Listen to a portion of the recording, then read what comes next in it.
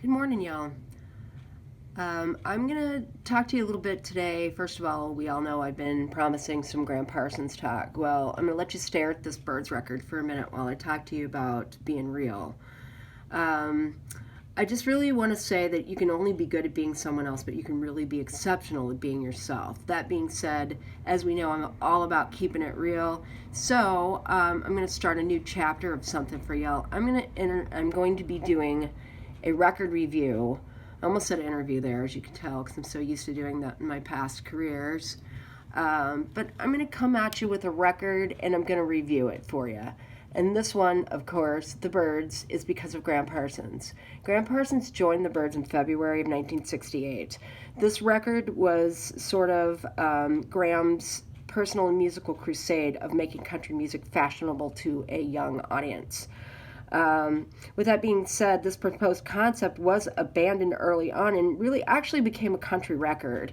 It is a fantastic compilation of not only some original tunes, but of course the Byrds were famous for doing Bob Dylan covers. So there's two Bob Dylan covers on here, as well as a brilliant version of a classic Louvin Brothers song, which is a really eerie song called Christian Life. They also have their own record out, which I will review at some point as well because it's fantastic as well. But there also is a Merle Haggard. I love the Hag. It's on here as well. And a Woody Guthrie song as well. So I highly recommend you checking this record out. It's great. It's fantastic.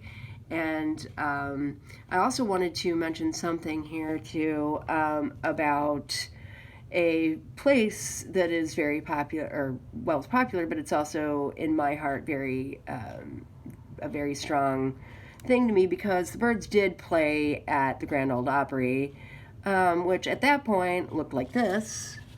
Pardon me moving my camera away for a second. I'm going to now move it back to the beautiful words. There it is.